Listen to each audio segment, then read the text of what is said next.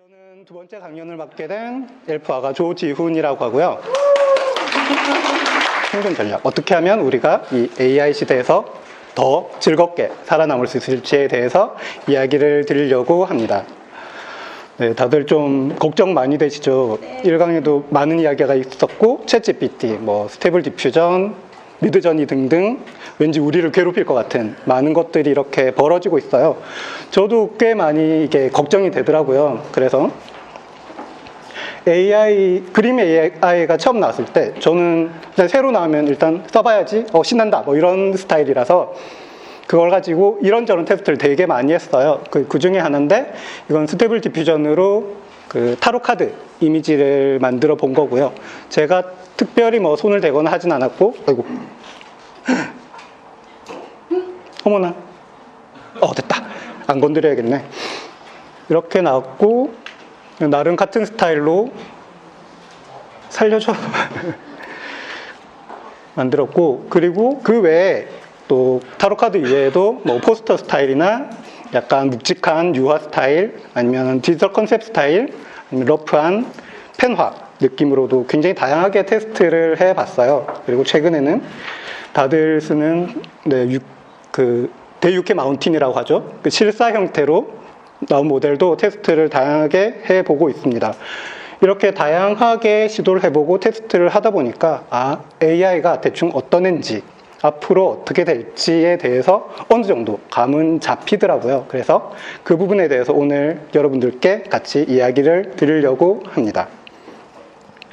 오늘 순서는 첫 번째로 AI의 현재 지금 AI가 어떤 상태인지, 그리고 미래는 어떻게 될지에 대해서 먼저 설명을 드릴 거고요. 그리고 그러려면 이제 AI가 뭔지, 어떤 식으로 구동되는지는 최소한 알아야 되니까 그것도 설명을 가볍게 드릴 거예요.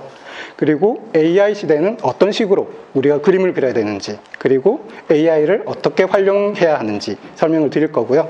끝으로는 실질적으로 우리가 AI로 우리가 원하는 그런 그림을 만드는 실전 팁에 대해서 이야기를 드릴 예정입니다. 자, 첫 번째로 AI의 현재 그리고 미래에 대해서 이야기를 해볼까 합니다.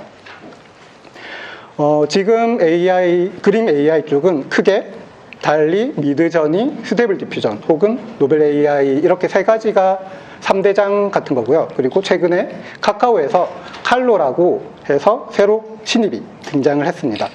그래도 지금 우리가 알아야 될 것은 이 세 가지니까 이 세 가지부터 일단 말씀을 드릴게요. 먼저 달리, 제일 왼쪽에 이 말을 탄 우주인으로 굉장히 대표되는 이미지인데, 시점으로 보면은 얘가 그림 그리는 AI 중에서 제일 먼저 나왔어요. 제일 먼저 나왔고, 오픈 AI 쪽에서 만들었는데, 이와 같은 경우는 먼저 나왔지만 사람들에게 많이 퍼지진 않았어요. 그냥 AI 좋아하는 사람들에게 이런 게 나왔구나, 이게 앞으로 미래가 되겠구나 정도만 보여줬지 널리 퍼지지 않았는데, 그 이유가 다른 것들에 비해서 이거는 처음에는 다른 일반인이 쓸 수는 없었고요. 그냥 신청을 하면 대기를 해서 차례가 되면 그걸 써볼 수 있는 방식이라서 널리 퍼지지는 않았어요.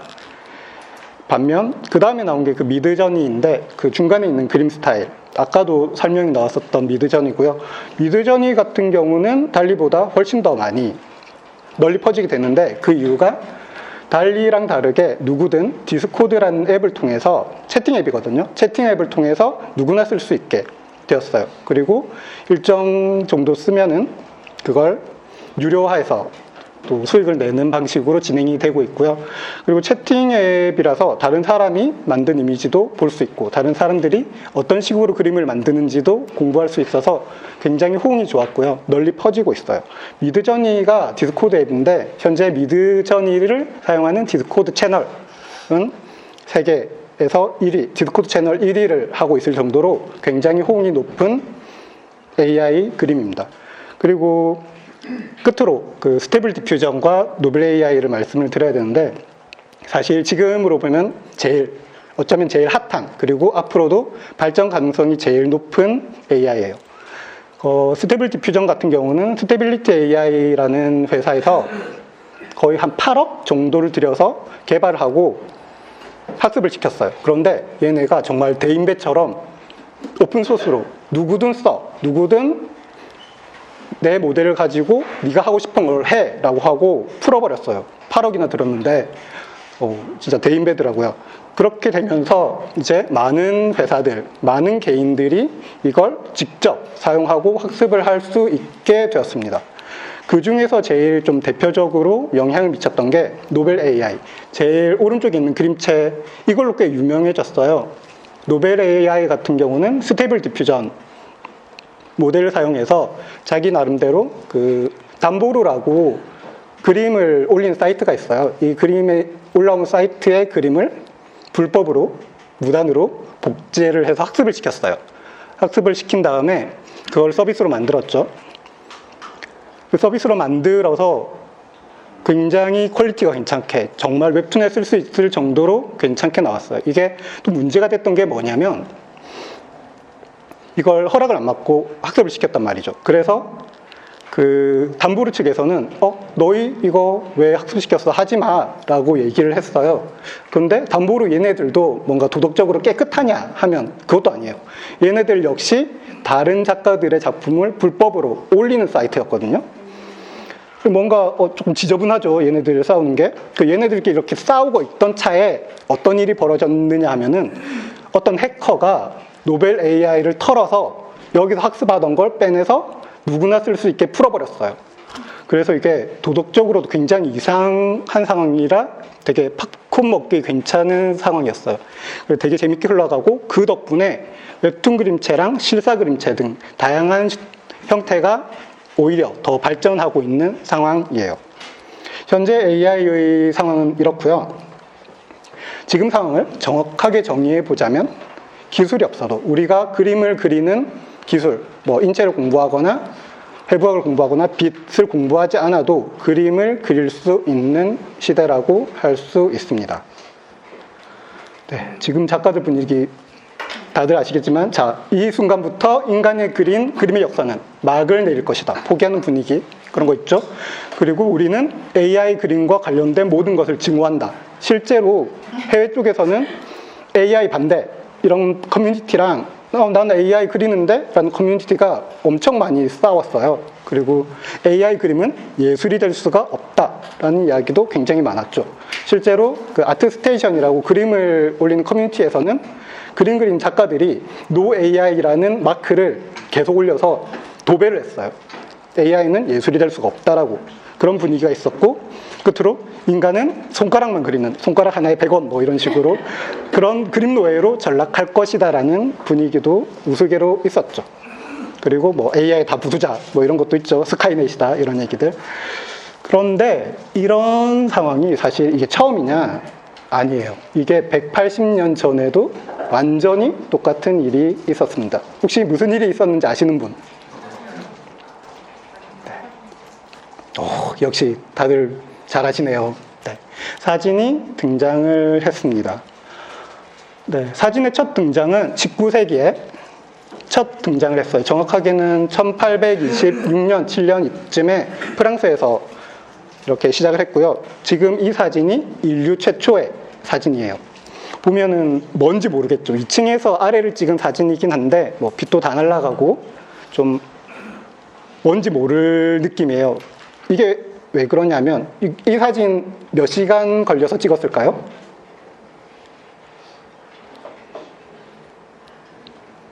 이 사진은 8시간 걸려서 찍었다고 합니다. 그러니까 해가 떠서 해가 질 때까지 찍은 거죠. 그러니까 명암도 날아가고 뭔지도 모를 그런 이미지가 됐어요.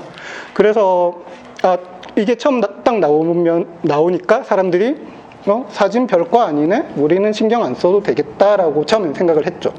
그런데 이게 8시간이 1시간이 되고 30분이 되고 몇 분이 되고 초 단위로 줄어들게 됩니다. 그렇게 되면서 조상화 영역이 급격하게 잠식을 당하게 돼요. 사실 사진이 나오기 전까지 그림, 회화의 기술은 인물을 그리는데 집중되어 있었거든요. 사람을 얼마나 잘 그릴지, 생생하게 그릴지, 얼마나 예쁘게 그릴지에 집중이 되어 있었는데 그걸 이제 사진이 훨씬 더 잘하게 된 거예요. 이제 조상화가 쪽은 박살이 납니다. 프랑스 낭만주의 화가 폴 드라로슈. 이 순간부터 회화의 역사는 막을 내릴 것이다. 어디서 많이 본 말이죠. 이분이 어떤 분이시냐면 그 나폴레옹 나를 따라라 이 초상화 그리신 분이에요. 얼굴 보면은 약간 그 느낌이 나죠. 그 사진의 느낌. 이분은 사진을 별로 안 좋아하셨는지 사진이 없습니다. 그래서 이렇게 초상화를 올렸고요. 그리고 야수파 화가 블라멩크. 이분 되게 터프하게 생기셨는데 그림도 되게 터프하세요. 우리는 사진과 관련된 모든 것을 증오한다. 그렇게 말하고 자기 사진 또 멋있게 찍으셨어요. 이렇게 허리 얹고 담배 들고 좀 상남자처럼 이렇게 찍으셨어요. 그리고 프랑스 시인 샤를 보를레르. 이분은 그 악의 꽃이라는 시집으로 유명하신 분인데 이분은 사진은 충실하게 사물을 기록한다. 그러나 그것만으로 예술이라 할 수는 없다. 다들 앞에서 본 이야기죠. 그죠? 이분은 사진 찍는 걸 좋아해서 사진 엄청 많더라고요. 네. 이렇게 보면 현재 AI 등장 그리고 그 분위기는 사진이 등장했을 때와 완전히 똑같습니다. 그때도 사진을 찍어가지고 작가들 앞에서 트롤링 하는 거 있었고요. 작가들 좌절해서 집단 자살 소동도 있었어요. 굉장히 충격이 컸습니다. 네, 저희는 사진의 과거와 현재를 이미 알고 있어요. 사진의 첫 등장은 충격과 공포였습니다. 하지만 지금도 여전히 사진은 회화를 없애고 공포의 대상인가요? 아니죠. 네, 지금은 회화와 사진이 공존하는 시대입니다. 물론 박살이 난 쪽은 있어요. 초상화가 쪽은 완전히 사라졌죠. 초상화가가 사라지고 그나마 사진관으로 넘어갔는데 사진관 같은 경우는 분위기 잡아주고 점 같은 거 빼주고 이런 일을 하다가 지금은 사진관도 없죠. 우리 동네도 사진관 최근에 있다가 없어졌더라고요. 모든 게 이제 셀카가 휴대폰이 모든 걸 다 해결해 주죠. 이렇게 분명히 사라진 회화의 영역도 존재합니다. 하지만 회화 전체가 쪼그라들었느냐? 아니죠. 오히려 회화는 이전보다 더 영역을 키워서 커져요. 인상주의가 재밌는 거는 인상주의는 사진의 특징을 굉장히 많이 받아들입니다. 기존의 그림은 앉아서 몇 시간씩 그림을 그리는 것이 기본이었는데 인상주의는 앉아서 빠르게 그려서 그 분위기만을 나타내는 방식이죠. 그렇게 하면서 사진의 장점을 가져갔지만 오히려 그 표현은 사진이 할 수 없는 형태를 만들어요. 추상화는 아시겠지만 정측면 동시에 그리죠. 사진으로서는 찍을 수 없는 걸 그리게 됩니다. 그리고 칸디스키 같은 경우는 아예 사진이 없는 추상적인 영역을 그리죠. 하이퍼리얼리즘도 되게 재밌는데 저는 처음에 이게 왜 예술일까? 사진을 똑같이 그리는 거 아니야? 라고 생각을 했었어요. 근데 이게 알고 보니까 사진을 그리는 대상으로 하는 예술이더라고요. 오히려 영역을 확장시켜서 잡아먹은 거죠. 매트 페인팅, 아마 게임 쪽 하시는 분들은 잘 아실 텐데 사진을 일부 잘라서 빠르게 합쳐서 컨셉 아트 같은 걸 만드는 방식이에요. 이거 같은 경우는 사진을 회화의 재료로 쓴 거죠. 오히려 회화는 사진으로 인해서 많이 확장이 됩니다. 그리고 우리가 사진이 등장하면서 회화의 기법을 덜 해도 되느냐? 아니죠. 우리는 여전히 각도 중요하고요. 구도, 색감들, 기존의 회화에서 중요했던 것들은 사진에도 여전히 중요한 요소로 남아있어요. 여전히 이쪽을 계속 공부를 해야 돼요. 그리고 그러면 그것만 하면 되느냐? 오히려 예전보다 알아야 될 게 늘었죠. 카메라 종류 많이 알아야 돼요. 렌즈들 다 하나하나 알아야 되고 돈도 많이 들어갑니다. 그리고 잘 찍는 방법. 아무렇게나 막 찍어서는 예쁘게 안 나오죠. 알아야 되고 필터 같은 거 공부해야 됩니다. 오히려 사진이 등장하면서 예술은 규모가 커지고 공부해야 될 것들은 오히려 더 많이 늘었어요. 네. 보시면은 모네 해돋이 사진인데 굉장히 러프하죠. 툭툭툭 찍어서 어이구 죄송합니다. 따라 하고 중간에 고흐 다들 좋아하시죠? 고흐 역시 뭔가 디테일이 사진처럼 높진 않아요. 하지만 이때의 느낌을 굉장히 잘 살리고 전묘법 같은 경우도 사진의 그 예전 아날로그 사진 같은 경우는 그 삼원색이 망점으로 표현을 했었거든요. 그 형태를 그 과학적인 원인을 가져와서 만든 게 전묘법 형태예요. 이렇게 인상주의 쪽은 사진의 장점을 많이 가지고 왔습니다. 네, 추상화, 피카소 그림이죠. 정측면, 결코 현실에선 볼 수 없는 얼굴이에요. 칸디스키 역시 현실에 없는 걸 그립니다. 네, 똑같은 햄버거 사진인데 둘 다 사람이 찍은 거지만 전혀 다르죠. 사진도 예쁘게 찍는 거 우리는 알아야 돼요. 그리고 네, 저는 이것도 잘 모르지만 렌즈 종류도 굉장히 많이 알아야 되고, 대포알 같은 경우는 비싸죠. 몇백만 원 하죠. 화각 알아야 됩니다. 카메라, 조리개, 노출 이런 거 예전에 몰랐던 용어들 우리 다시 알아야 돼요. 배울 건 훨씬 많이 늘었습니다. 네, 저희는 사진의 과거와 현재를 알아요. 그리고 그때의 상황, 그때의 영향은 지금 AI의 영향과 크게 다르지 않습니다. 우리는 그러면 AI의 현재를 알고 있어요. 그러면 AI의 미래는 위외로 나쁘지 않을 수도 있겠죠. 그러면 AI와 웹툰 작가는 과연 공존을 할 수 있을 것인가? 네. 지금부터 알아보죠.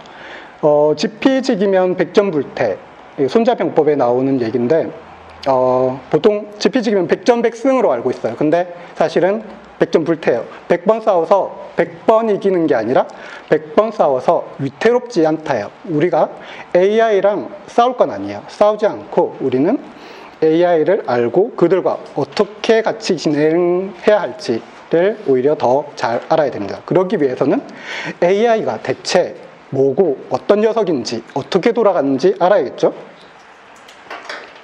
네, AI는 어떻게 배울까? 이 부분은 AI의 수학적 내용을 싹 빼고 그냥 간단하게 말하면 이미지를 잘라요. 잘라서 이거 다음에 뭐가 나올지를 학습을 합니다.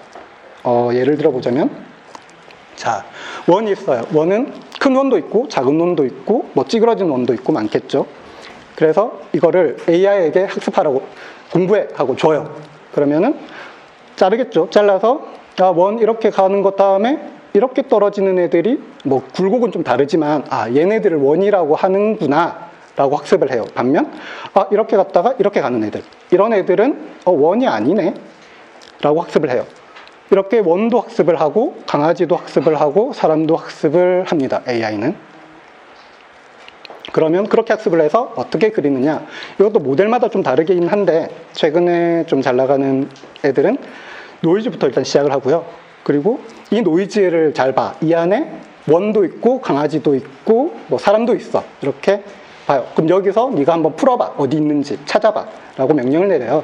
그러면 그 노이즈 모양에서 적절히 이렇게 잘 그것들을 찾아냅니다. 그래서 노이즈 분포에 따라서 그림들이 조금씩 다르게 나와요.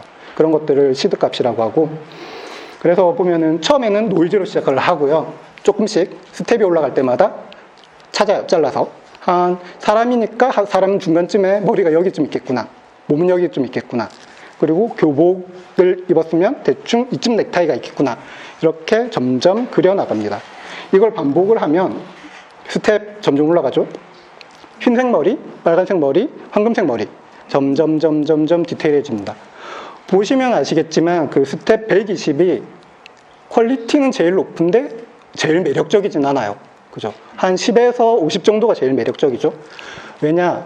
얘네들은 매력적인 걸 찾지 않아요. 오히려 내가 내린 명령, 찾아봐 를 정확하게 그 점수가 제일 높은 걸 선택합니다. 진행할수록. 그래서 한 중간 정도가 오히려 우리 마음에는 드는 경우가 많아요. 네, 이런 식으로 되고, 그래서 AI 특징이 뭐냐? AI는 원도 배우고 사람도 배우고 고흐도 배우고 모네도 배웁니다. 동서고금의 모든 작가 스타일을 학습을 하고 그걸 수학 문제 풀듯이 풀 수가 있어요. 풀어낼 수 있어요. 얘는 계산기죠. 계산 우리보다 훨씬 빠르게 하는 계산기입니다. 짧은 시간에 고퀄리티 이미지를 대량으로 만들어낼 수 있어요. 계산을 해서. 하지만 노이즈에서 찾아내는 거기 때문에 정확하게 원하는 걸 찾으려면 우리가 원하는 걸 계속 입력을 반복하거나 훨씬 더 좋은 기술로 원하는 걸 정확하게 입력을 해야 더 좋은 결과가 나와요. 네, 지금까지 실컷 AI 이야기를 하지만 네, 갑자기 뜬금없죠? 우리가 알아야 할 것은 사실 AI가 아닙니다. 어이가 없죠? 네. 무슨 뜻이냐면 제가 좋아하는 책 중에 그 디커플링이라는 책이 있어요. 이 책에 나오는 얘기 중에 신기술이 시장을 바꾸지 않는다. 고객이 변하면서 시장이 바뀐다. 라는 얘기가 있어요. 아, 무슨 소리냐. 지금까지 AI 실컷 얘기하고 그게 세상을 바꾸고 있는 거 뻔히 보이는데 무슨 소리냐. 라고 이야기를 하시겠죠. 예를 들어 봅시다. 30년 전쯤에 잘 나가던 대본소 출판사 출판 만화 작가가 있어요. 이 작가가 웹툰을 하려고 공부를 시작합니다. 나 이제 웹툰을 해야겠어. 그럼 뭘 공부해야 되지? 아, 요새는 펜선 안 쓰네. 포토샵, 클립 스튜디오, 스케치업 씁니다. 그러면 그 기술들을 익혀야겠다. 열심히 공부를 해서 여러분들만큼 잘하게 됩니다. 난 이제 웹툰을 그릴 준비가 됐어. 그리고 웹툰을 그려요. 30년 전의 그림체와 30년 전의 개그 센스, 30년 전의 스토리텔링, 30년 전의 유머로 지금의 독자들, 2020년의 독자들이 그걸 좋아할까요? 안 좋아하겠죠. 네, 쫄딱 망합니다. 그래서 이분은 다시 고민을 시작을 해요. 내가 뭐가 잘못됐지? 아, 내가 기술이 부족했나 보다. 그리고 다시 스케치업과 공부를 시작합니다. 결과는 크게 다르지 않겠죠. 이처럼 사실 신기술이 나온다고 해도 그거를 받아들이는 것은 고객, 독자이기 때문에 사실 AI는 의외로 중요하지 않은 요소일 가능성이 높아요. 그래서 우리는 사실 AI, 신기술이 어떻게 바뀌는 것보다는 물론 그런 신기술들이 독자에게 영향을 미쳐요. 그 영향을 미치는 것을 우리가 알아야 돼요. 기술 자체보다도. 자, 그러면 독자는 어떻게 바뀔까? 네, 또 다른 책, 제가 좋아하는 라프 코스터의 재미이론. 이 책은 그 게임 쪽에서는 굉장히 유명한 책인데 이 책에 나온 내용은 사람의 뇌는 패턴을 먹어치우는 존재이며 패턴을 완전히 이해하고 나면 그 패턴은 지루해진다라고 얘기를 해요. 다들 게임 똑같은 거 계속 하다 보면 질리시죠? 그리고 소설도 만화도 똑같은 거 계속 보면 질려요. 그래서 계속 클리셰를 부수고 포맷을 바꾸고 새로운 거, 조금 다른, 기존의 것과 비슷하지만 조금 더 다른 거 계속 만들어내려고 노력을 하는 거죠. 네. 그러면 작가와 독자 입장에서 AI를 한번 봅시다. 작가 입장에서는 그게 일반 작가든 에이전시든 웹툰을 대량으로 생산하려던 회사든 AI는 모든 그림체를 빠르게 만들어낼 수가 있어요. 그럼 어떤 일이 벌어질까 하면 인기 있는 스타일. AI로 쉽게 뽑아낼 수 있네? 계속 만들어내겠죠. 열심히 만들어내요. 그것들이 독자들에게 퍼집니다. 그럼 독자 입장에서는 처음에는 좋죠. 내가 좋아하는 것들 잔뜩 나오네? 좋다. 그런데 어떻게 되죠? 똑같은 거 계속 나오네로 순식간에 바뀝니다. 인간은 패턴을 학습하면 금방 지루해져요.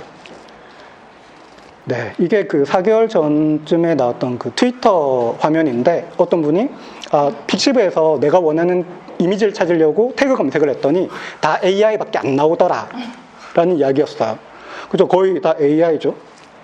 무슨 뜻이냐? 행간을 보면 우리는 이미 AI가 어떻게 그리는지도 알고 있다는 얘기예요. 인간은 이미 AI의 그림 패턴을 학습을 했습니다. 이미.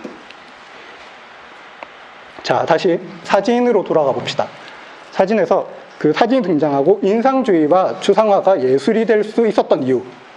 사실 그때 작가들이 나는 사진과 벗어난 무언가 새로운 걸 만들겠어 라는 시도를 굉장히 많이 했을 거예요. 많이 한 것도 있지만 사실 사람들 역시 인상주의라고 되게 괜찮은 거, 사진은 질리는데 이제 다 똑같으니까 사진과 다르면서도 새로운 거 없을까?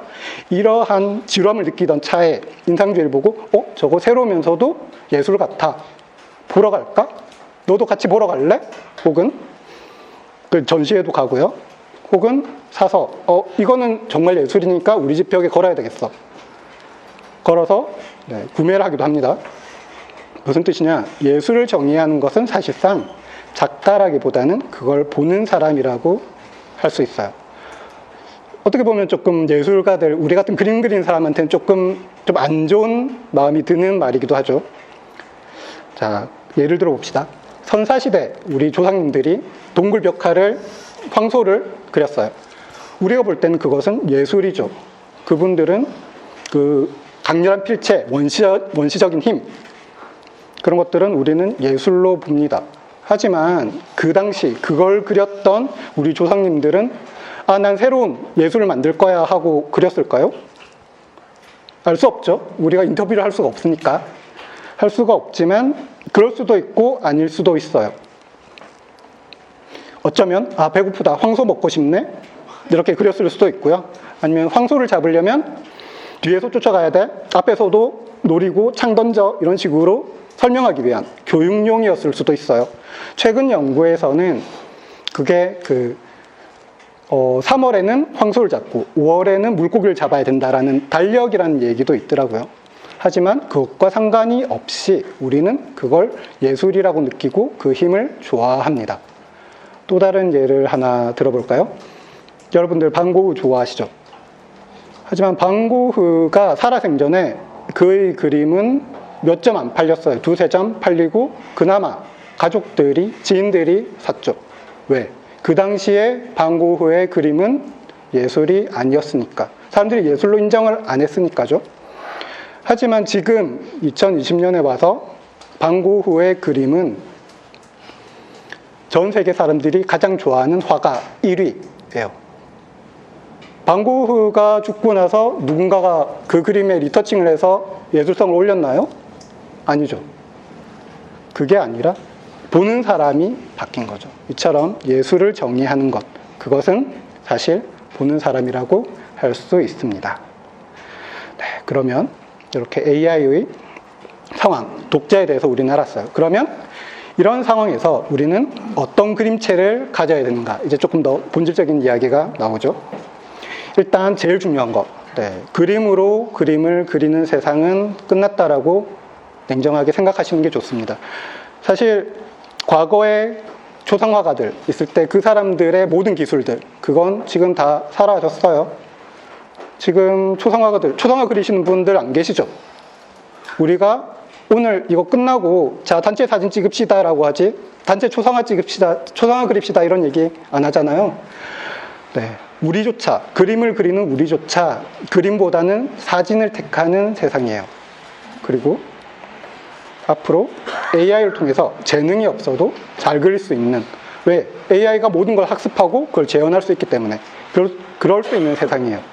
하지만 사진과 마찬가지로 모든 걸 잘 그릴 수 있다고 해서 더 좋은 걸 만들 수 있느냐? 아니죠.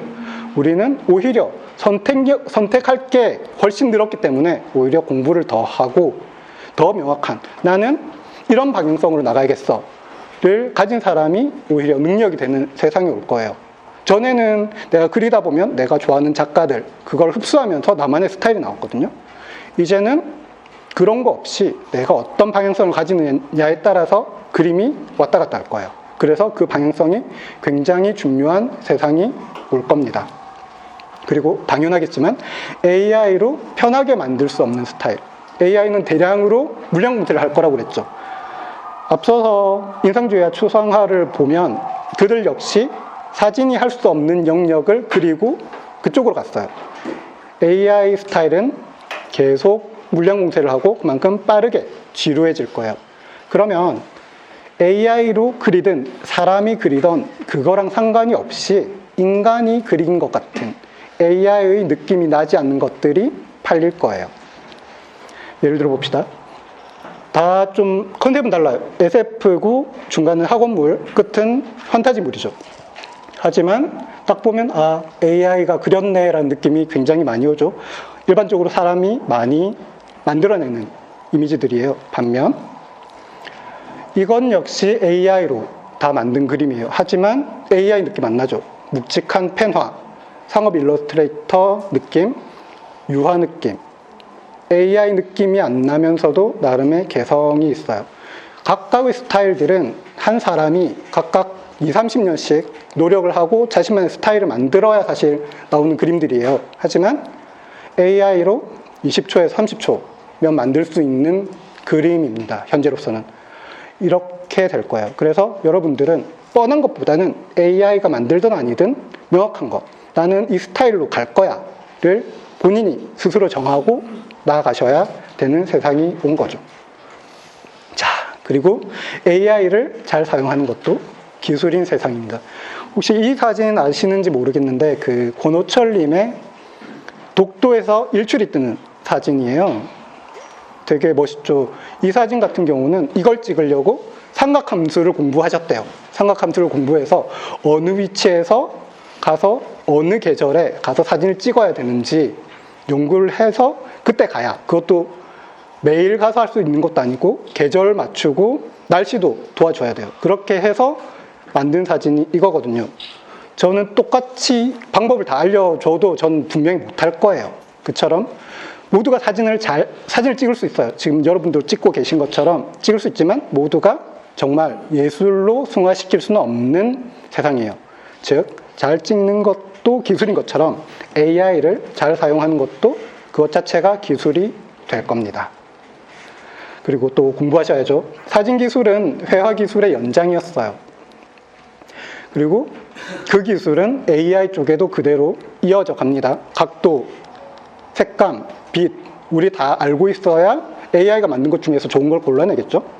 그리고 동서고금의 모든 작가를 AI가 알고 있다고 그랬어요. 그럼 그 중에서 내가 원하는 방향성을 알려면 우리는 동서고금의 다양한 작가들을 연구하고, 아, 내가 갈 방향은 이 방향이구나를 스스로 정립할 수 있어야 돼요.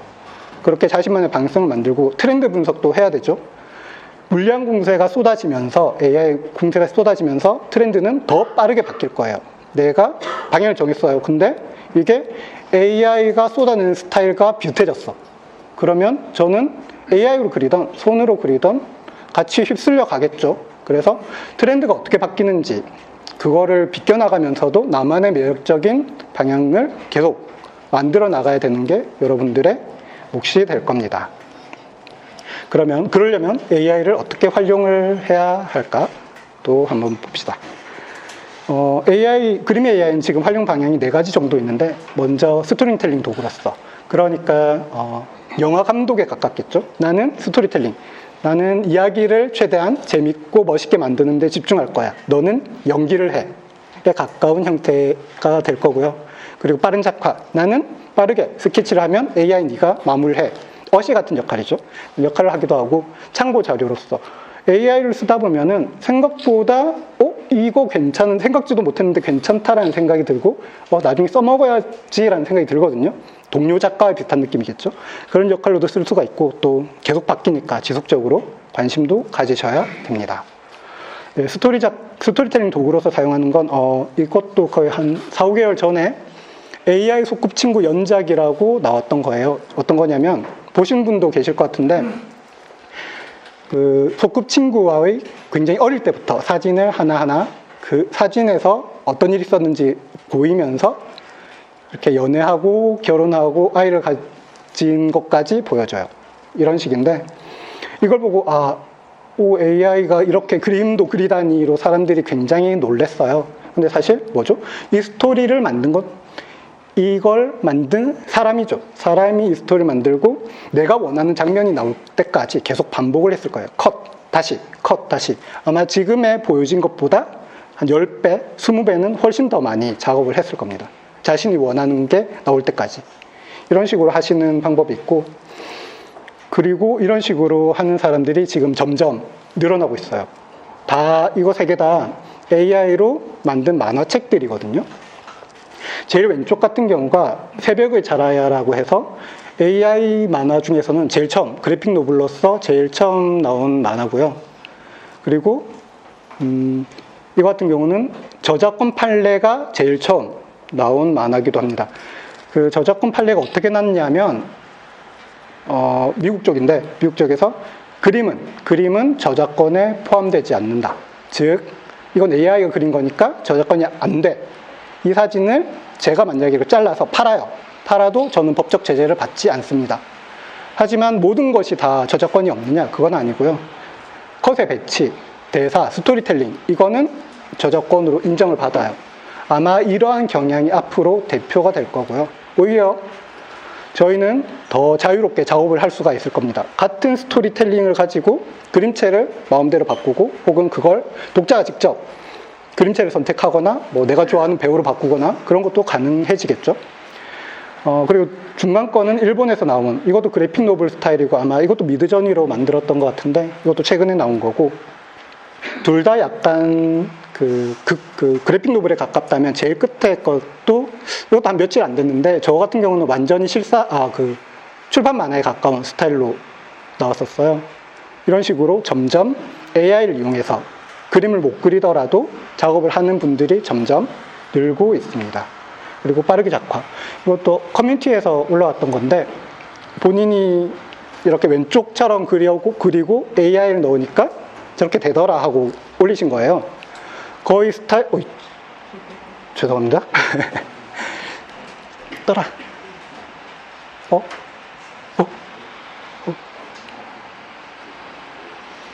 뭐지? 됐다. 피해 있어야겠다. 네, 이렇게 괜찮죠? 느낌 그대로 살리면서도 마무리 되게 깔끔하게 잘 나왔죠. 또 이분이 또 올리신 것들 이런 식으로 그림을 넣고 아래처럼 나오는 걸 보여주셨어요. 이거는 한 3, 4개월 전 거고 최근에는 컨트롤 넷이라고 더욱더 괜찮게 할 수 있는 방법이 늘어서 더 편하게 더 좋은 퀄리티로 원하는 걸 낼 수가 있습니다. 그 예제 중에 하나가 제가 막 그려서 넣은 거거든요. 이렇게 넣으니까 저렇게 나와요. 나름 잘 표현하죠. 이런 식으로 작업을 하면 훨씬 더 편하게 작업이 가능합니다. 그리고 아이디어, 참고 자료로서 사용하는 방법도 있어요. 이것도 제가 그 뇌를 주제로 흑백 아이콘을 만들어봐 라고 하고 넣은 거예요. 엘레강트하게, 홀업을 무섭게, 섹시하게 넣어보고 스택트, 사인 형태로, 아니 톤, 찢어진 형태로, 오픈, 열린 형태로 뭐 그런지하게 3차원으로 넣으라고 이렇게 한 이미지인데 잘하더라고요. 그 중에서도 그 오픈된 섹시 보시면은 뇌인데도 불구하고 덩쿨로 표현했어요. 이거는 저도 생각을 못했던 거거든요. 그리고 아르누보 느낌 되게 매력적으로 뽑혔죠. 이거는 제가 당장 안 쓰더라도 나중에 덩굴과 뇌를 연결시켜서 생각의 확장 이런 느낌으로 하면은 좋겠죠. 이런 식으로 아이디어를 낼 수도 있고요. 네. 이거는 타이포그래피를 테스트해 본 건데 이미지를 넣고 그걸 다시 타이포로 만들어봐 라고 시킨 거예요. 나름 괜찮게 하죠. 물론 이걸 그대로 쓸 수는 없어요. 아무래도 좀 난잡하고 퀄리티는 떨어지지만 그래도 제가 아이디어를 얻을 수 있는 부분은 꽤 있죠. 저는 L자 모양이라든가 그런 것들은 이거 느낌 괜찮네? 라고 참고를 할 수가 있겠더라고요. 네, 그리고 끝으로 지속적으로 관심을 가져야 됩니다. 2014년에 AI가 소라고 그린 게 저거예요. 도트 몇 개. 왜 앞에 그 사진 8시간 걸린 사진 생각나죠? 그때는 굉장히 퀄리티가 낮았어요. 근데 지금은 실제 사람과 거의 다름없는 퀄리티를 내고 있습니다. 10년 안 걸렸어요, 지금. 10년 안 걸렸고, 그 최근 3개월 동안도 굉장히 많이 발전을 하고, 앞으로도 굉장히 많이 발전을 할 거예요. 그러니까 우리는 어떻게 바뀌는지, 뭘 써먹을지 계속 관심을 가지는 게 좋겠죠. 네, 그리고 AI로 원하는 그림을 만드는 좀 실전적인 이야기 조금 할게요. 네, AI로 원하는 그림을 만들려면 프롬프트, 아마 미드저니 쓰신 분들은 대충 프롬프트랑 클립은 아실 것 같아요. 프롬프트랑 클립은 무엇인가, 그리고 나만의 스타일을 구현하는 방법도 알려드릴 거고, 내가 원하는 캐릭터, 장면 빠르게 만드는 거, 내가 원하는 데서 디테일 잡아가는 거, 그리고 3D 툴, 스케치업을 이용해서 빠르게 덩어리 잡고 그걸로 고퀄리티의 배경 만드는 것도 알려드릴게요. 자, 프롬프트는 전체 우리가 입력해야 되는 글이고요. 클립은 그 설명하는 단위예요. 문제풀이의 문제들이라고 생각하시면 돼요. 이거 만들어, 이거 만들어, 이거 만들어, 총합의 점수가 높은 걸 보여줘. 이런 형태거든요. 그래서 이 프롬프트는 길이 제한이 75자인가 이렇게 돼요. 물론 더 넣어도 알아서 잘 정제해서 주긴 하지만 그래도 이 안에서 내가 원하는 결과물을 뽑는 기술을 익히는 게 좋죠. 그리고 영어긴 한데 사실 구글 번역기 돌리면은 그래도 잘 돼요. 구글 번역기 돌리시거나 아니면 요새는 챗GPT 쓰시면 챗GPT에서 이거 묘사해줘 넣고 AI로 넘기면 의외로 괜찮게 나옵니다. 그것도 해보시면 좋으실 것 같아요. 네. 그리고 나만의 스타일 만드는 꿀팁. 먼저 적절한 모델이 필요하고요. 추가 학습 모델이라는 것도 아시면 좋아요. 그리고 기존에 어떤 작가들이 있는지도 내 스타일을 펼치려면 알아야겠죠. 그리고 다른 사람이 만든 것도 따라해 봐야 합니다. 지금 여러분들 그림 그리는 거는 크게 차이가 없죠. 공부해야 되고 스타일 분석해야 되고 다른 사람 만든 거 따라해서 그려봐야 되고, 적절한 모델은 AI가 학습하는 모델은 모델에 따라서 조금씩 자기의 전문 분야가 달라요. 우리가 서로 그림체가 다른 것처럼 얘네들도 어떤 애는 실사를 잘하고 어떤 애는 웹툰체를 잘하고 어떤 애는 뭐 그래픽 노블체를 잘하고 다 달라요. 그래서 같은 클립을 넣어도 다른 그림이 나옵니다. 그리고 재밌는 게 여러 모델을 섞어서 나만의 모델을 새로 만들 수가 있어요. 이걸 지금 사람들이 자기만의 모델을 만들고 섞고 학습하고 다시 다운받아서 다른 사람 거 학습시키고 이걸 지금 계속 반복하고 있거든요. 그래서 발전 속도가 지금 엄청 빨라요. 네. 이거 같은 경우는 이것도 한 4개월 전에 했는데 똑같은 클립이거든요. 빨간 머리, 교복을 입고 배경은 성이고 책을 들고 있고 이 정도로 넣어서 만든 건데 다들 제가 내린 문제는 잘 풀었죠. 잘 풀었지만 다들 좀 달라요. 느낌이 다르죠. 이 중에 재밌는 게 그 세 번째 건데 세 번째 거는 제가 네 번째 거랑 두 번째 거를 섞어서 새로 만든 모델이에요. 둘의 특징을 어느 정도 가지고 있죠. 이런 식으로 섞어서 만들 수가 있어요. 그리고 사람들이 열심히 가르쳐서 점점 발전하고 있거든요. 이게 최근의 모델들인데 아까 앞서에 비해서 퀄리티, 매력들이 다 올라갔죠. 손도 보시면은 예전에는 AI는 손 못 그려라는 얘기를 했는데 이제 AI가 손도 웬만큼 잘 그립니다. 훨씬 퀄리티가 좋아졌어요. 스타일도 되게 명확해졌고요. 그 다음에 추가 학습 모델. 추가 학습 모델은 우리가 앞서 만들었던 학습 모델에서 추가로 특정 캐릭터만, 특정 스타일만 따로 학습을 시킨 다음에 그거를 사용해서 같이 추출할 수가 있어요. 그 매트릭스 영화 보면은 싸움 하나도 못하다가 이제 다운로드 뚜루룩 받으면은 이제 싸움 잘하게 되죠. 약간 그 느낌이랑 비슷해요.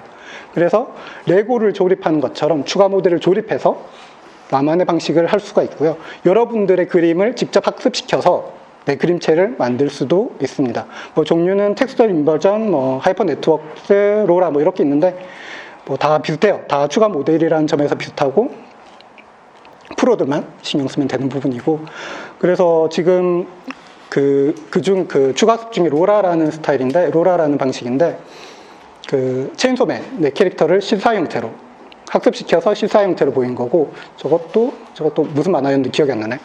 그것도 그 캐릭터를 학습시킨 다음에 실사체로 만들어봐 하고 명령을 준 거예요. 세 번째 거는 아마 익숙하실 텐데 김영태 작가님 내 그림체를 학습시켜서 올렸더라고요. 테스트 해봤는데 나름 느낌 괜찮게 나와요. 이런 식으로 개인의 방식도 가능하고, 끝에는 그 다른 커뮤니티 쪽에서 한복에 대해서 계속 연구하시면서 작업물을 올리시는 분의 그림이었는데 스스로 한복들 골라서 학습시키고 스타일을 만드시더라고요. 여러분들도 이런 식으로 자신만의 스타일을 만들 수도 있고요. 다른 사람들의 스타일을 만들 수도 있고 또 그걸 섞어서 쓸 수도 있을 겁니다. 이런 식도 알아두시면 좋고요. 네. 아까 앞서서 작가들의 스타일, 동서고금의 작가들의 스타일을 알아야 된다고 그랬잖아요. 이거 나중에 PPT 공유를 하면 좋겠는데, 작가별 스타일 구글 시트가 있어요. 이게 어떤 거냐면 이런 식으로 돼서 작가 이름 있고 이 작가의 그림들 이렇게 보여주고 이걸 AI로 돌리면 어떻게 되는지 그게 딱 설명이 된 구글 시트가 있어요. 이것만 있으면 나는 이 작가를 섞어서 내가 좋아하는 스타일로 개선시킬 거야 가 가능하겠죠.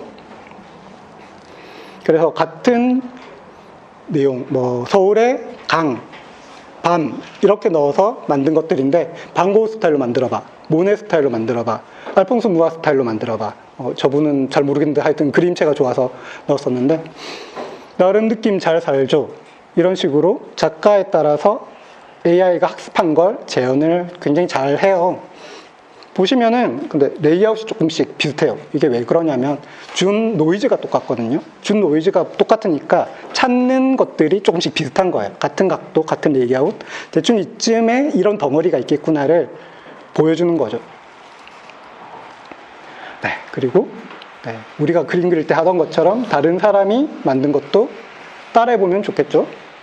렉시카트라고 저것도 이것도 한 4, 5개월 전부터 있던 사이트인데 들어가 보시면은 보면 다른 사람들이 만든 다양한 그림들이 있어요.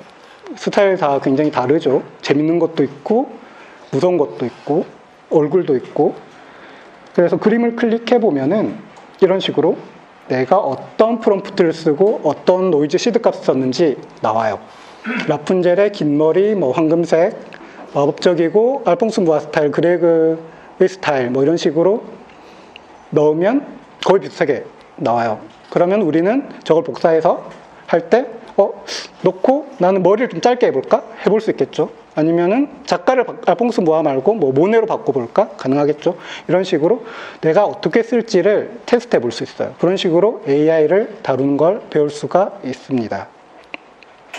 최근에는 그 시비타이라고 되게 최근에 나왔어요. 아직 한 달 안 됐을 텐데 모델이랑 추가 학습 모델을 공유하는 사이트예요.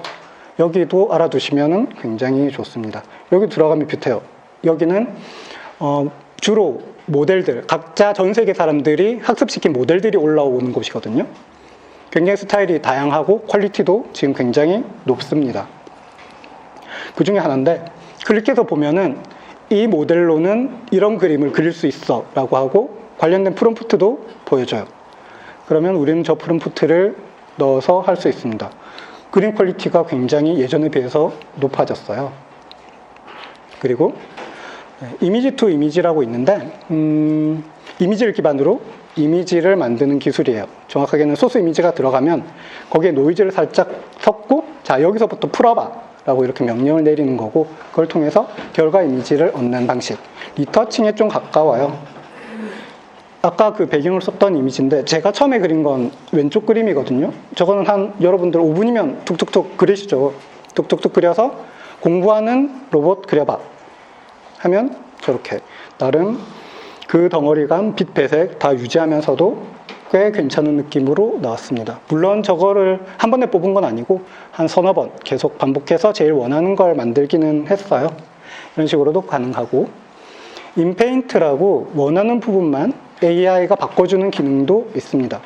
보통 AI 뭐 손 같은 거 잘못되거나 얼굴 마음에 안 들거나 몸은 마음에 드는데 얼굴은 별로야 이럴 때 있잖아요. 이럴 때는 인페인트를 쓰면 그 부분만 따로 AI로 수정을 할 수가 있기 때문에 편해요. 자, 모나리자 사진에서 얼굴만 개로 바꾸고 얼굴만 푸틴 얼굴로 바꾼 거예요. 나름 그 모나리자의 분위기는 유지하면서도 자연스럽게 잘 들어갔죠. 이런 식으로 하면 내가 원하는 스타일 점점 만들어 나갈 수가 있습니다. 그리고 내가 원하는 느낌에서 디테일 잡아가는 또 방법이 있는데 이미지를 일단 뽑는 거는 되게 랜덤으로 나와요. 그래서 랜덤으로 나온 것 중에 큰 덩어리부터 시작을 하고 그 다음에 큰 덩어리가 마음에 들면 거기서 고정시킨 다음에 작은 덩어리를 바꾸는 게 좋습니다. 왜냐하면 잘라서 한다고 그랬잖아요. 그래서 큰 덩어리가 바꾸면 전체가 다 바뀌어요, 얘네들이. 그래서 큰 덩어리는 고정하고 세세한 걸로 디테일 잡아 나가는 것이 좋습니다. 다만 최근에는 컨트롤 넷이라는 기술이 새로 도입이 되면서 큰 덩어리는 그냥 컨트롤 넷에서 제어를 하고 나머지는 그냥 자유롭게 하는 방법으로 바뀌긴 했어요. 그래도 알아두면 기초적인 부분이라서 알아두면 좋은 부분이고요. 예를 들어서 이래요. 자, 보시면 넥타이, 보우타이, 크라벳, 에스코트, 넥타이 부분만 바꿨거든요. 다른 부분은 거의 바뀌지가 않습니다. 보시면 그래서 포즈도 똑같고요. 배경도 거의 같아요.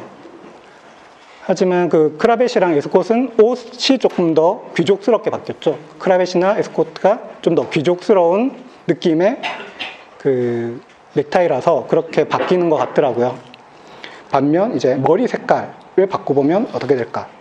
좀 더 많이 바뀌죠.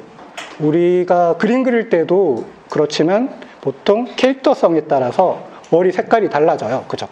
빨간색은 조금 뭐 열혈 그리고 약간 바람둥이 스타일 뭐 이런 것들을 우리가 그렇게 그리니까 AI가 그거를 같이 학습을 했어요. 그래서 보시면은 흰색은 좀 고급스럽고 빨간색은 약간 그죠? 약간 불량스러운 포즈도 좀 바뀌었죠. 골드 헤어 같은 경우는 귀족스럽게 옷도 바뀌었어요. 블랙 헤어는 아예 몸이 조금 작아졌죠. 좀 수줍은 스타일. 오이. 떠라.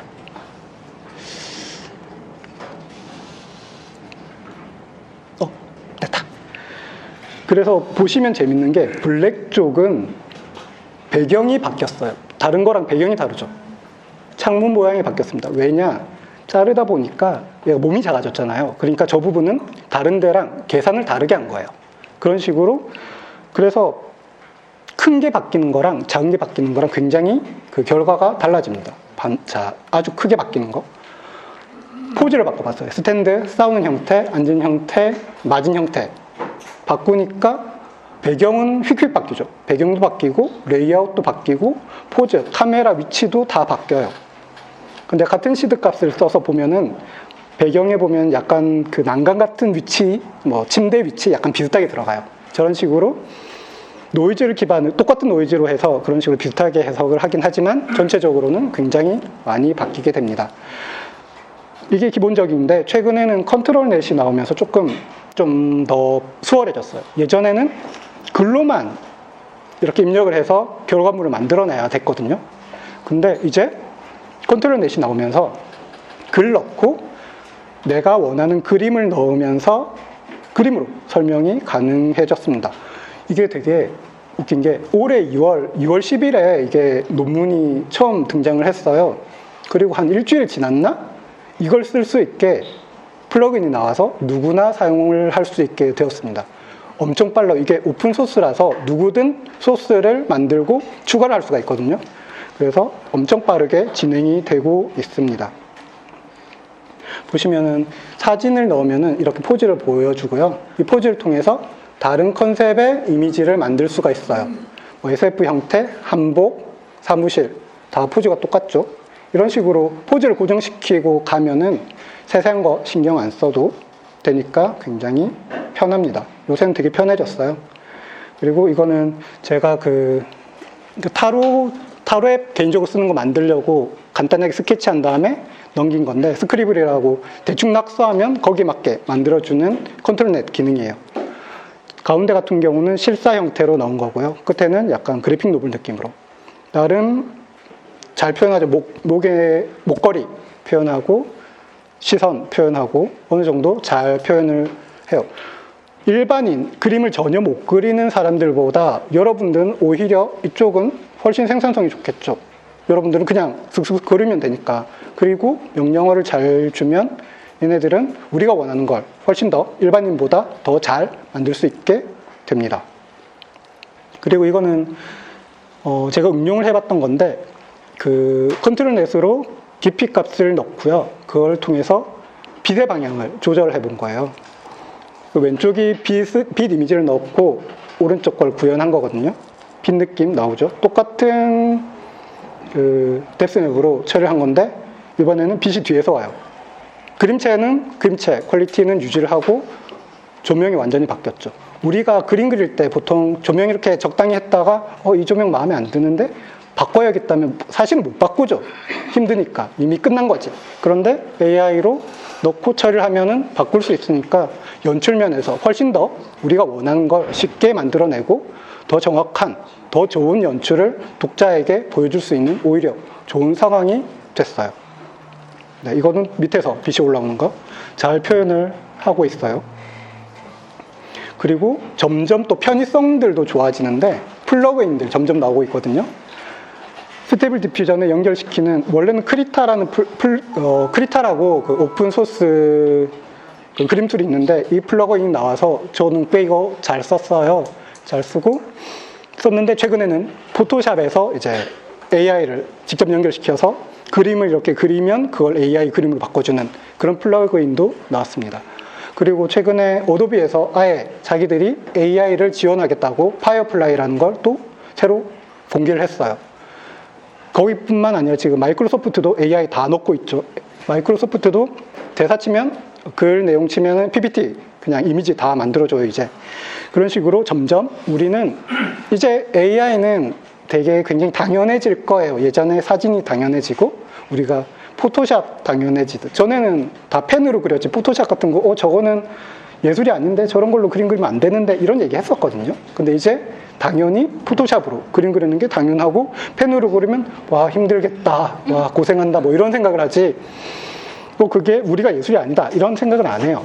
그렇게 아마 될 겁니다. 그 유튜브 영상을 잠깐 볼게요.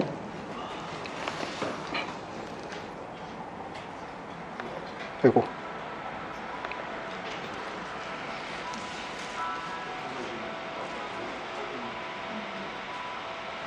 실제 포토샵과 연동시켜서 진행하는 모습입니다.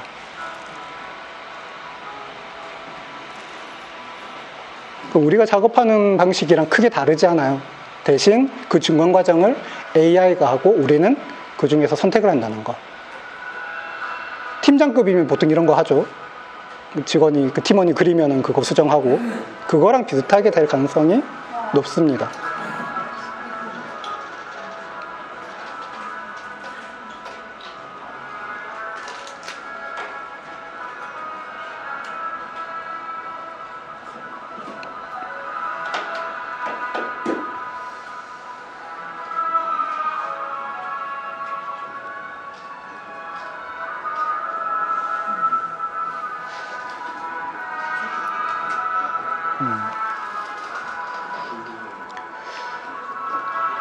지금은 플러그인이 나와서 조금 더 아직은 편하진 않아요. 스테이블 디퓨전도 따로 설치를 해야 되고 하지만 이제 포토샵 자체 AI가 들어가니까 훨씬 더 편해질 겁니다. 이제 여러분들은 기다리시면 돼요. 사실 포토샵이 좋은 거 만들어줄 때까지. 클립 스튜디오도 AI 넣으려고 했다가 욕먹고 이제 폐기를 했죠. 아마 지금 눈치 보면서 넣을 타이밍 기다리고 있을 거예요. 그거 나오면 여러분들은 편하게 쓰시면 됩니다. 그러면 일반인보다 여러분들이 훨씬 더 잘 하겠죠, 당연히. 자, 그리고 끝으로 3D 툴을 이용해서 구도 잡는 또 좋은 팁. 스케치업 다들 어느 정도 하시고 이 정도면 한 3, 4분이면 만드시죠, 뚝뚝뚝. 이렇게 간단하게 모델링을 해서 컨셉을 넣고 이 구도대로 만들어 하면은 네, 일러스트레이터 형태, 뭐 지브리 스타일, 사이버펑크 그 각도를 유지하면서도 그럴듯하게 나옵니다. 물론 보면은 또 각도를 바꿔보면 또 이런 식으로. 근데 보면은 앞이랑 건물은 달라요. 보면 건물은 좀 달라요. 하지만 그 구도는 유지를 합니다. 배경 작업 힘든데 이런 거 하면 되게 편하겠죠. 이렇게 이런 구도도 잘 해요. 최근에는 그 컨트롤 랩 들어가면서 뎁스맵, 깊이감을 이용해서 더 디테일한 결과물을 낼 수도 있거든요. 이건 제가 만들었던 강남대로 모델인데 여기서 Z값, Z뎁스를 뽑았어요. 이렇게 뽑은 다음에 AI한테 주고 이런 덩어리 감으로 만들어봐. 1950년대 뉴욕풍으로 만들어봐 라고 하니까 잘 만들죠. 자동차, 건물들, 디테일은 다 달라요. 이제 그냥 스케치업 모델 하나 사던가 만들던가 해서 뎁스를 뽑고 AI로 이런 분위기로 만들어 하면은 잘 만들겠죠.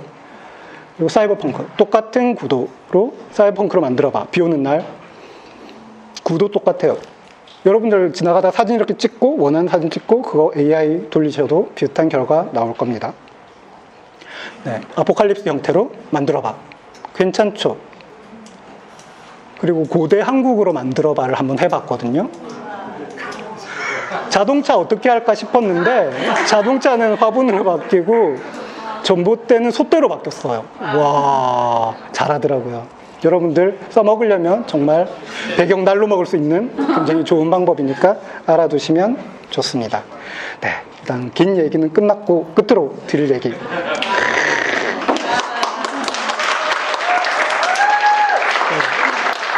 제가 굉장히 좋아하는 영화고요.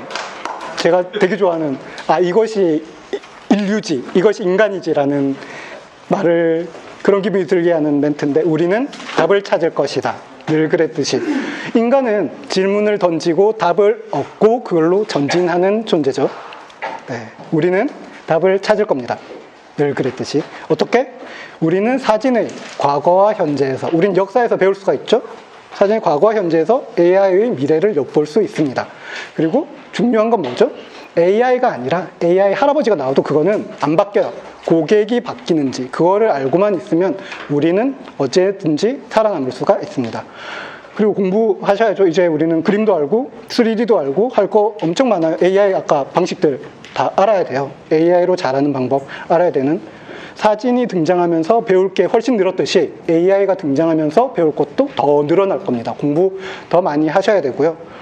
물론 그걸 안 한 사람과 한 사람의 차이는 굉장히 크게 벌어질 거예요. 그렇기 때문에 여러분들은, 그리고 우리는 재능 있죠. 그리면 못 그리는 사람보다 훨씬 더 좋은 결과물 낼 수 있습니다. 우리는 희망이 있어요. 이제 우리는 같이 답을 찾아 나갈 시간이라고 생각합니다. 감사합니다.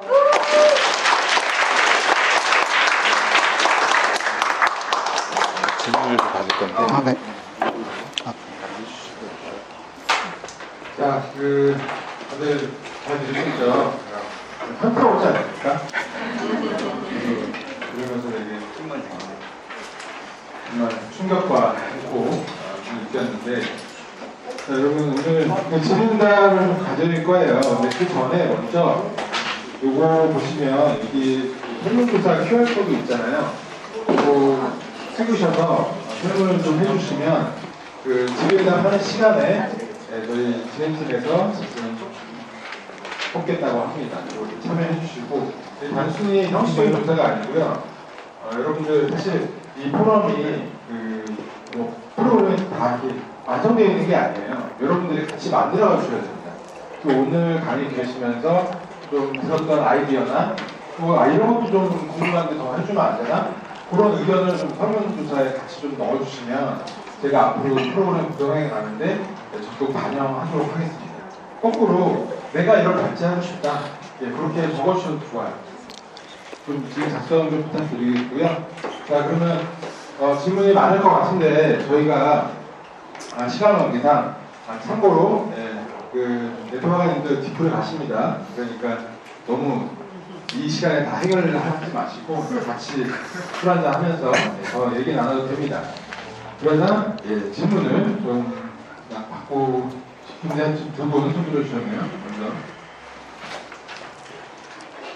예, 감사합니다.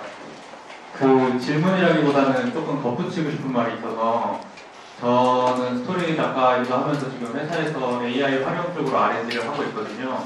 그래서 지금 직접 원고에다가 AI를 사용을 해서 작업을 하고 있는데 그거 지금 설명해 주신 부분이 너무 좋고 근데 조금만 더 같이 도움이 될 수 있을 만한 부분이라고 생각을 했던 게 작화나 연재 단계에서 먼저 쓰이는 것보다 지금 당장은 캐릭터 컨셉을 잡거나 폰티를 만들거나 특히 저같이 스토리 작가들한테는 좀 더 영향이 큰 게 저희는 그림을 못 그려요. 근데 AI 기술이랑 방금 되게 예시로 보여주셨던 그 3D 모델링이나 이런 걸 통해서 지금 원고에 쓰일만한 폰티를 직접 제작을 할 수가 있게 됐거든요. 그래서 스토리 작가분들한테도 되게 유용하고 그리고 이제 또 하나의 방식은 작화가분들이 본인들이 만들어 놓은 작화 기록들이 있을 거 아니에요. 그거를 그대로 모델로 만들어가지고 폰티를 넣으면 본인의 그림체로 지금 원고가 나올 수가 있거든요. 그래서 지금 현실 시점에서 제일 큰 문제가 되는 거는 레이어 분리가 안 된다는 게 제일 당면한 문제인 거고 그거 외에는 지금 당장으로도 쓸 수 있는 부분이 꼭 어떤 일러스트적인 면모나 그림으로서가 아니라 내가 지금 내 그림체를 넣어놓고 어차피 일러스트로 못 쓴다고 하면 그러니까 레이어 분리가 안 된다고 하면 내가 폰티를 그려서 내가 이걸 작품했을 때 어떤 느낌이 날지 연출을 한번 잡아볼 수도 있고 디렉팅 과정에서 되게 많이 쓸모가 있고 이제 챗GPT 방금 말씀 주셨던 것처럼 그런 걸 활용을 하면 캐릭터 빌딩이랑 세계관 정리하거나 아니면 원고 단계 트리트먼트를 정리할 때 바로바로 이미지가 나와서 이제는 글만으로 정리할 필요가 없는 수준까지 와 있기 때문에 지금 있는 저 요소들을 잘 활용하셔서 꼭 원고나 작업물 자체가 아니라 폰티나 혹은 그 전 단계 프리프로덕션 단계에서도 우리가 어쨌든 예술을 하는 거긴 하지만 대중 매체로서 어쨌거나 상업성을 가지고 있는 상품을 파는 것이기도 하니까 최대한 활용도를 높일 수 있는 방식으로 좀 더 그런 부분도 생각해 보실 수 있으면 좋겠다는 말씀을 좀 추가드리고 싶었습니다. 저희 무슨 포럼에 내려왔습니까? 좀 전문가들이 안 되겠습니까? 제가 조만간 이분도 대체 딱 걸리셨습니다. 질문 받아보겠습니다. AI 그림이 많이 활용돼서 요새는 저작권이 많이 언급되고 있는데요. 일단 그 그림 도용 문제는 크고 예를 들어 제가 유기 작가의 그림체로 캐리커처를 그려달라는 식으로 저희 그림체를 AI 기술을 한다고 하면은 이것도 OSMU의 개념으로 봐야 할지 아니면은 수익 분배를 몇 대 몇으로 나눠야 할지 그런 거에 대해서 생각해 보신 분 있나요? 그러니까 다른 사람의 그림을 가지고 내가 무언가를 했을 때 그게 저작권으로 어떻게 되는지에 대한 거죠. 아까 그 새벽의 자라야에서 봤던 것처럼 현재 저작권 부분은 AI가 그린 것은 저작권이 없다라고 나와 있긴 해요. 지금 미국의 판례, 최신 판례는 그렇고 거기에 덧붙여서 나온 판례가 뭐냐면 물론 그 AI 그림을 최대한 리서칭을 해서 인간이 충분히 손을 댔다 정도까지 나왔으면 저작권을 인정한다 까지거든요. 지금까지 나온 법적인 문제는. 그래서 사실 지금 이 AI가 사실 갑자기 튀어나왔어요. 갑자기 진짜 나온 지 스테이블 디퓨전이니 이런 것들이 나온 지 6개월이 채 안 됐거든요. 그래서 아직 법이 어떻게 될 거다라고 얘기하기는 굉장히 힘들어요. 사실 저작권도 없다라고 나와버리니까 그럼 내가 이걸 똑같이 만들어서 팔면 어떻게 될까? 그러면은 그걸 누가 다시 불법으로 팔면 또 어떻게 될까? 이런 문제들은 아직 해결도 안 됐고 답도 아직 안 나온 상황이에요. 하지만 예측을 해보자면 내가 이 사람의 IP로 지금도 그렇지만은 뭐 애니메이션 같은 경우는 애니메이션 작업을 가지고 그 원작자가 작업을 하진 않죠. 그 원작자가 애니메이션 작업을 하진 않아요. 하지만 거기에 대한 IP 분배, 그 분배가 있으니까 거의 비슷한 형태로 법이 만들어질 가능성이 굉장히 높겠죠. 우리 인간들이 납득할 수 있는 범위로. 네, 그럴 것 같습니다.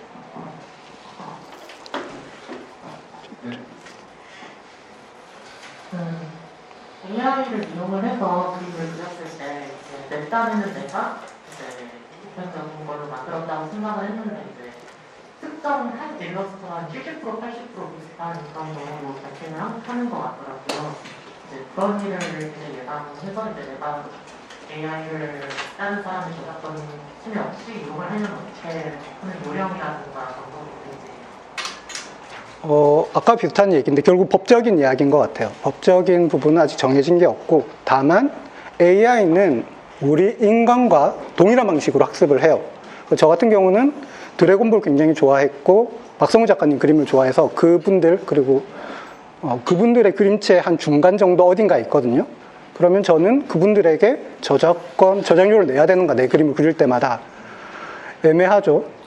그런 부분은 명확하진 않아요. 일단 AI가 학습을 한 모델을 열어보면 안에 뭐 그림 데이터가 들어있는 건 아니에요. 전부 다 숫자 데이터거든요. 이 숫자가 다음에 어떻게 바뀌고 이 숫자가 어떻게 바뀌고 주로 그런 내용들이 들어있어서 그것들을 그 앞서 강연에서도 말씀해 주셨지만 파악할 수가 없어요. 이거 뺏겼는지 안 뺏겼는지. 그리고 그걸 뺏기는 걸 체크를 하는 게 그 GPT-0라고 또 있는데 그게 이건 AI로 만들었는가 안 만들었는가 체크해 주는 툴이거든요. 그 툴이 성능이 그렇게 좋지가 않아서 미국 헌법을 넣었더니 이건 AI가 만들었다라는 결론을 내기도 했어요. 못 믿죠. 알 수가 없어요. 증명할 수도 없고. 그래서 이 부분은 사실 인간을 더 괴롭히지 않는 방향으로 법이 만들어지는 과정에서 결정될 문제고 논리적으로 어떻게 할 수 있는 부분은 아니라고 봐요. 법이 잘 바뀌어야죠. 한 부분 정도만 더 질문을 받아볼까 하는데 혹시 난 답을 못 간다. 꼭 이 질문 해야겠다. 제가 좀 경험이 없어서 이런 질문을 드린 건지 모르겠는데요. 이거를 만약에 작화에 쓴다고 하면 네.